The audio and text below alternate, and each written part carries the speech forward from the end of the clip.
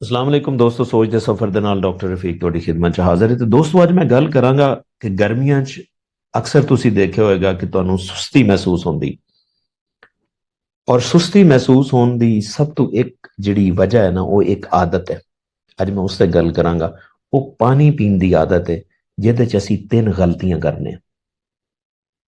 ਔਰ ਤਿੰਨ ਗਲਤੀਆਂ ਅੱਜ ਮੈਂ ਤੁਹਾਨੂੰ ਦੱਸਣ ਲੱਗਾ, ਜਿਹਦੀ ਵਜ੍ਹਾ ਤੁਹਾਨੂੰ ਸੁਸਤੀ ਮਹਿਸੂਸ ਹੁੰਦੀ, ਖਾਸ ਕਰਕੇ ਗਰਮੀਆਂ 'ਚ।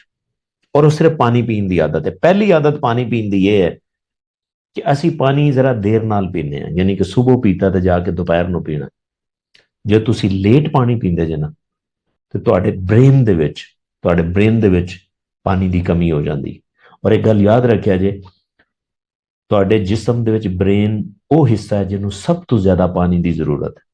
ਉਹਦੇ 'ਚ ਕਮ ਸੇ ਕਮ ਕੋਈ 85% ਪਾਣੀ ਹੁੰਦਾ, ਔਰ ਉਹਨੂੰ ਸਹੀ ਕੰਮ ਕਰਨ ਵਾਸਤੇ ਕੋਈ 80% ਪਾਣੀ ਦੀ ਜ਼ਰੂਰਤ ਹੁੰਦੀ।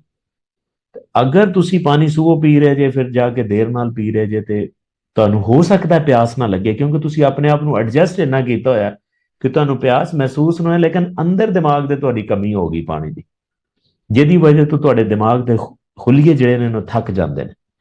ਤੁਹਾਡਾ ਦਿਮਾਗ ਸਲੋ ਪ੍ਰੋਸੈਸ ਕਰਦਾ, ਜਿਹਦੀ ਵਜ੍ਹਾ ਤੋਂ ਤੁਹਾਨੂੰ ਸੁਸਤੀ ਫੀਲ ਹੁੰਦੀ। ਔਰ ਦੂਸਰੀ ਪਾਣੀ ਪੀਣ ਦੀ ਜਿਹੜੀ ਆਦਤ ਹੈ ਉਹ ਇਹ, ਜਾਂ ਤੁਸੀਂ ਅਕਸਰ ਬਹੁਤ ਜ਼ਿਆਦਾ ਪਾਣੀ ਐਟ ਅ ਟਾਈਮ ਪੀ ਲੈਂਦੇ ਜੇ।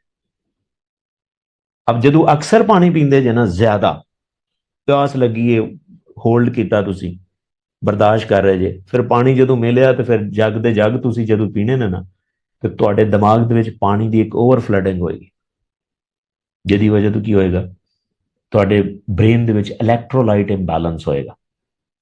ਜਿਹੜੇ ਨਮਕਿਆਤ ਨੇ ਔਰ ਬਲੱਡ ਦੇ ਵਿੱਚ ਪਾਣੀ ਜ਼ਿਆਦਾ ਹੋਣ ਦੀ ਵਜ੍ਹਾ ਤੋਂ ਇੱਕ ਇੰਬੈਲੈਂਸ ਆ ਜਾਏਗਾ, ਜਿਹਦੀ ਵਜ੍ਹਾ ਤੁਹਾਡੇ ਦਿਮਾਗ 'ਚ ਕਨਫਿਊਜ਼ਨ ਪੈਦਾ ਹੋਏਗੀ, ਜਿਹਦੇ ਨਾਲ ਤੁਹਾਡੀ ਲਰਨਿੰਗ, ਮੈਮਰੀ, ਫੋਕਸ, ਇਹ ਚੀਜ਼ਾਂ ਮੁਤਾਸਰ ਹੋਣਗੀਆਂ।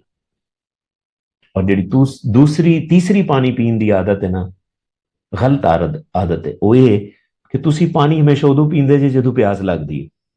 ਹੁਣ ਤੁਸੀਂ ਇਹ ਯਾਨੀ ਕਿ ਮਹਿਸੂਸ ਕਰੋਗੇ ਕਿ ਸ਼ਾਇਦ ਮੈਂ ਗਲਤ ਕਹਿ ਰਿਹਾ, ਬਿਲਕੁਲ ਤੁਸੀਂ ਇੰਝ ਹੀ ਮਹਿਸੂਸ ਕਰਦੇ ਜੇ ਕਿ ਜ਼ਾਹਿਰ ਹਰ ਇਨਸਾਨ ਇੰਝ ਹੀ ਕਰਦਾ, ਜਦੋਂ ਉਹਨੂੰ ਪਿਆਸ ਲੱਗਦੀ ਉਦੋਂ ਪਾਣੀ ਪੀਂਦਾ। ਮੈਂ ਨਫਸਿਆਤੀ ਤੌਰ ਤੇ ਤੁਹਾਨੂੰ ਦੱਸਣ ਲੱਗਾ ਕਿ ਪਿਆਸ ਸਾਨੂੰ ਉਦੋਂ ਲੱਗ ਰਹੀ ਹੁੰਦੀ ਹੈ ਆਮ ਤੌਰ ਤੇ, ਜਦੋਂ ਤੁਹਾਡੇ ਬ੍ਰੇਨ ਦੇ ਵਿੱਚ ਪਾਣੀ ਦੀ ਕਮੀ ਹੋ ਚੁੱਕੀ ਹੁੰਦੀ। ਲਿਹਾਜ਼ਾ ਤੁਸੀਂ ਆਪਣੇ ਆਪ ਨੂੰ ਅਸੈਸ ਕਰਨਾ ਹੈ ਕਿ ਪਿਆਸ ਲੱਗਣ ਤੋਂ ਪਹਿਲੇ ਹੀ ਥੋੜਾ ਜਿਹਾ ਪਾਣੀ ਪੀ ਲਓ। ਥੋੜਾ ਜਿਹਾ ਤੁਹਾਡਾ ਇਹ ਆਈਡੀਆ ਹੋਣਾ ਚਾਹੀਦਾ ਕਿ ਤੁਹਾਨੂੰ ਜ਼ਰੂਰਤ ਫੀਲ ਹੋਣ ਤੋਂ ਪਹਿਲੇ ਹੀ ਤੁਸੀਂ ਅਗਰ ਥੋੜਾ ਜਿਹਾ ਪਾਣੀ ਪੀ ਲਓ, ਇਹ ਜ਼ਿਆਦਾ ਤੁਹਾਡੇ ਵਾਸਤੇ ਅੱਛਾ ਹੈ। ਤੁਹਾਡਾ ਜਿਹੜਾ ਬ੍ਰੇਨ ਹੈ ਉਹ ਹਾਈਡਰੇਟ ਰਹੇਗਾ, ਜਿਹਦੀ ਵਜ੍ਹਾ ਤੋਂ ਸਹੀ ਕੰਮ ਕਰਦਾ ਰਹੇਗਾ। ਕਿਉਂਕਿ ਮੈਂ ਤੁਹਾਨੂੰ ਦੱਸਾਂ ਕਿ ਬ੍ਰੇਨ ਇੱਕ ਐਸਾ ਸੈਂਸਿਟਿਵ ਆਰਗਨ ਹੈ, ਅਗਰ ਉਹਦੇ 'ਚ 2 ਤੋਂ 3% ਪਾਣੀ ਦੀ ਵੀ ਕਮੀ ਹੋ ਜਾਏ ਨਾ, ਤੇ ਉਹਨੂੰ ਕਮੀ ਫੀਲ ਕਰਦਾ ਹੈ। ਇੰਨਾ ਸੈਂਸਿਟਿਵ ਆਰਗਨ ਹੈ। ਤੇ ਲਿਹਾਜ਼ਾ ਪਾਣੀ ਦੇ ਮਾਮਲੇ ਦੇ ਵਿੱਚ ਤੁਸੀਂ ਇਹ ਤਿੰਨ ਗਲਤੀਆਂ ਤੋਂ ਜ਼ਰੂਰ ਬਚਣਾ। ਜ਼ਿਆਦਾ ਦੇਰ ਨਾਲ ਪਾਣੀ ਨਹੀਂ ਪੀਣਾ, ਜ਼ਿਆਦਾ ਇਕੱਠਾ ਵੀ ਇੱਕ ਟਾਈਮ ਨਹੀਂ ਪੀਣਾ, ਔਰ ਪਿਆਸ ਲੱਗਣ ਤੋਂ ਪਹਿਲੇ ਪੀ ਲੈਣਾ। ਅਗਰ ਤੁਸੀਂ ਆਦਤਾਂ ਇਸਤੇਮਾਲ ਕਰੋਗੇ, ਸਾਰਾ ਦਿਨ ਫਰੈਸ਼ ਰਹੋਗੇ, ਐਕਟਿਵ ਰਹੋਗੇ, ਤੁਹਾਡਾ ਦਿਮਾਗ ਸਹੀ ਕੰਮ ਕਰੇਗਾ, ਸੁਸਤੀ ਤੋਂ ਦੂਰ ਰਹੋਗੇ। ਉਮੀਦ ਹੈ ਕਿ ਤੁਹਾਨੂੰ ਕਨਸੈਪਟ ਸਮਝ 'ਚ ਆਇਆ ਹੋਵੇਗਾ, ਲੇਕਿਨ ਫਿਰ ਵੀ ਤੁਹਾਡਾ ਕੋਈ ਕੁਐਸਚਨ ਹੈ ਤੇ ਕਮੈਂਟ ਸੈਕਸ਼ਨ ਜ਼ਰੂਰ ਮੈਂਸ਼ਨ ਕਰੋ। ਇਨਸ਼ਾਅੱਲਾ ਮੈਂ ਉਹਦਾ ਜਵਾਬ ਵੀ ਦਿਆਂਗਾ, ਹੋ ਸਕਿਆ ਤੇ ਵੀਡੀਓ ਬਣਾ ਦੇਵਾਂਗਾ। ਜਜ਼ਾਕ ਅੱਲਾ।